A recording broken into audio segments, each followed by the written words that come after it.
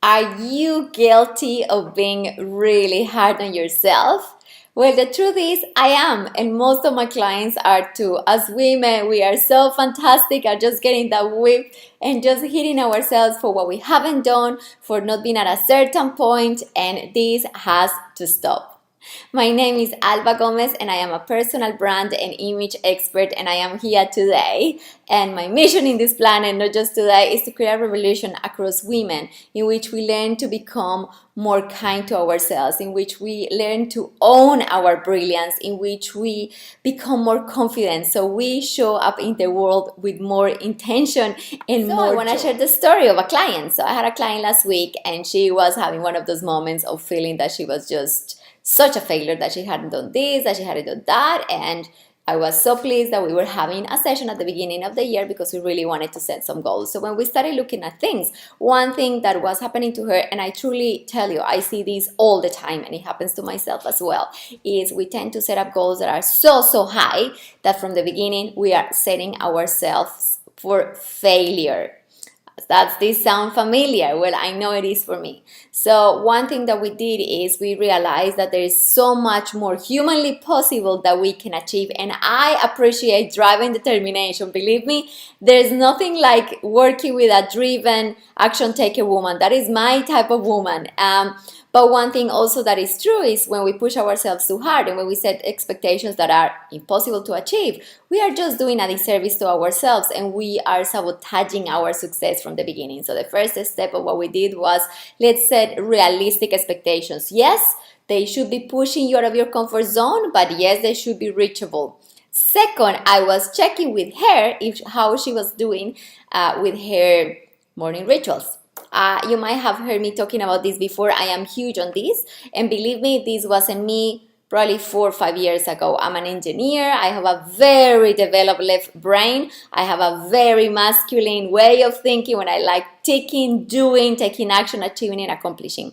But it's been amazing learning in the last few years the power of starting my days in a way that helps me connect to myself, to God, the universe, whatever you believe in, and organize my thoughts. Then when I take action is inspired. So we are not just living from the neck up, we are connecting, we are grounded, we seek guidance, we connect with our intuition and our soul.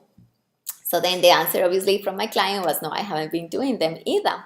So I thought, okay, great. Well, you are setting goals for yourself that are way too high. You are not grounding yourself and taking care of yourself because she was working so hard that there was no rest time, no time to connect. So how do you expect to be feeling productive? How do you expect to be doing and feeling that you have achieved if what you are not doing is taking care of the first most important part of your life, that is you? So I don't know if you have heard of this story of the professor who brings a jar into the class and fill it with big rocks and asks to the people if they know if it's full, and people say yes, but then he puts smaller rocks and so on.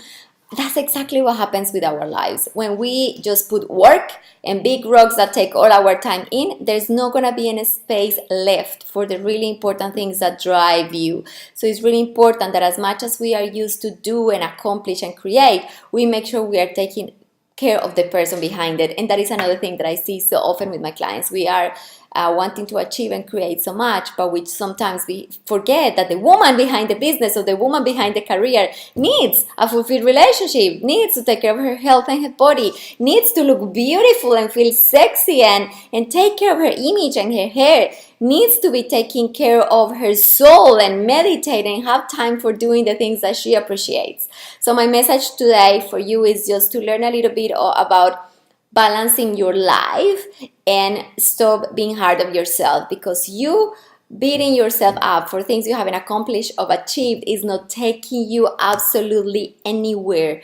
The only thing this is doing is taking energy out of your day. And for you to be able to show up as a strong, bold, happy, intelligent, capable woman, you need to be feeling happy with yourself. You need to be feeling confident on your own skin. And it's from that place that you're going to be able to stand tall, to have confident communications, to smile at people, to hear opportunities, to be seen by opportunities. And it's only when you become visible to yourself and others, that your life is going to be transformed. So I really want to leave this message today, in which we remember that as women we need to give to ourselves first. We need to take care of our soul, our bodies, our minds, and most importantly, we need to own that we can do anything we set our minds to, instead of wasting energy on beating ourselves up.